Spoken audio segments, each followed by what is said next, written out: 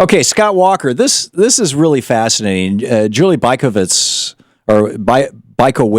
excuse me, wrote a piece for Newsmax. Newsmax is one of the most far right of the far right publications, and in the last couple of years, they've got a big infusion of cash from somebody, and now they're doing Newsmax TV. And in fact, for a couple of months there, whenever I got on a United Airlines flight, it was Newsmax TV on every TV in the entire plane. They were clearly paying for exposure kind of thing of rolling out their new network. And Julie is writing about the Scott Walker phenomenon. Now, Scott Walker and the Kochs.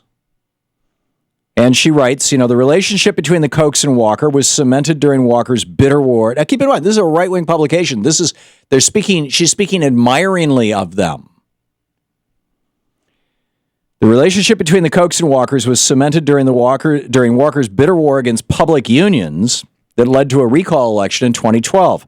During the tense weeks of standoff at the Capitol in Madison, it was the Koch's Tea Party troops who provided the main counterforce to the tens of thousands of union activists protesting the governor in a battle that Walker eventually won. As the struggle raged, Walker's alliance with his benefactors was embarrassingly satirized when a liberal blogger posing as David Koch, who at that point Walker had never met, kept him on the line for 20 minutes, making the governor look like a lapdog to the powerful industrialists. Then she writes, this year the relationship may evolve in unpredictable ways. Now, I'll predict how it's going to evolve. He's going to be the presidential nominee or the vice presidential nominee, and the Kochs are going to throw everything they've got behind him. With 3 tough statewide elections, Julie writes, victories under his belt, Walker, 47, is poised to pursue the 2016 Republican presidential nomination. The Kochs have pledged to marshal some $900 million to spend in the fight for the presidency. And, and she talks about who and how. The Kochs and Walker now share a donor pool, a moneyed set that isn't the establishment Jeb Bush is counting on. One Koch stalwart solidly in Walker's corner is Stanley Hubbard, a billionaire Minnesota broadcast executive. Hubbard supplied a quick assessment of the center-right 2016 field. Jeb Bush may be a great guy, but his last name is Bush. Chris Christie blew himself up with, among other things, his preference for luxury travel. And then this billionaire said, quote, I am actively encouraging Scott to run, and I know of many other people who are very positive about Walker running. Charles and David Koch, she notes, founded Americans for Prosperity in 2003. The Kochs, I'm quoting from her article at Newsmax, Julie's article, the Kochs positioned Americans for Prosperity as the Tea Party's staunchest ally. And then she talks about how Koch Industries itself is starting to turn on the cash. Meanwhile, Koch Industries began to turn on the cash spigots. In July 2010, the first of 2 contributions from Koch Industries' Political Action Committee arrived in Walker's campaign coffers.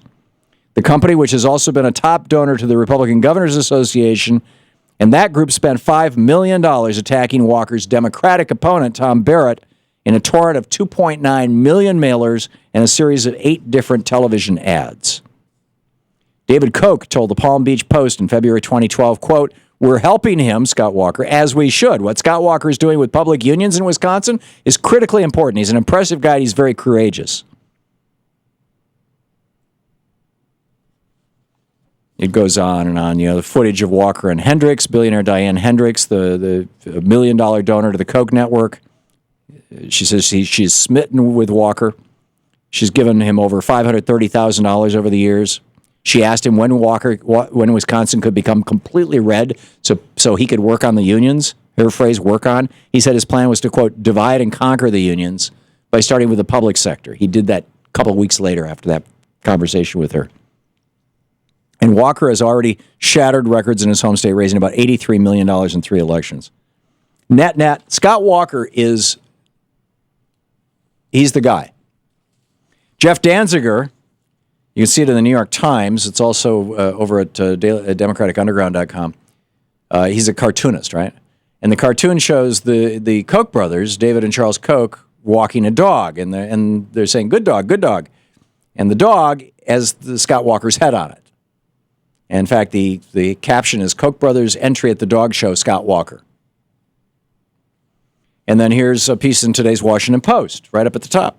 Wisconsin Governor Scott Walker is scheduled to attend a private dinner Wednesday with longtime advocates of supply-side economics. They're meeting at Club 21 in Manhattan. So it's going to cost a fortune. Economists Larry Kudlow, Art Lafleur, and Stephen Moore, all former guests on this program, by the way, will host Walker, according to several people with knowledge of the event. For decades, that trio of friends, all associated with President Ronald Reagan's economic policies, have been high-profile proponents of using tax cuts to boost economic growth. Laffer is best known for the Laffer Curve. Moore, former Wall Street Journal editorial writer and founder of the Club for Growth, now works at the Heritage Foundation. Kudlow, fixture on cable television, was one of Reagan's advisors on fiscal and economic matters. And then they talk about this billionaire supermarket owner and former Republican mayoral candidate in New York, John Catsimatidis. I'm not sure how to say it. Is sponsoring the occasion. And among those planning to appear, investment banker Louis Lerman, anti-tax activist Grover Norquist, philanthropist Jimmy Kemp, the son of Jack Kemp, late New York congressman, who ushered Reagan's tax reforms through Congress. I'm telling you, it's coming. And Scott Walker is Ronald Reagan. He's got the aw shucks, I'm just like you. I'm not all polished and fancy, and Reagan rode horses. Walker, I don't know what he does. Probably rides around in a pickup truck. A little bit of Scott Brown in there, right? This is something to take very seriously. We'll be back.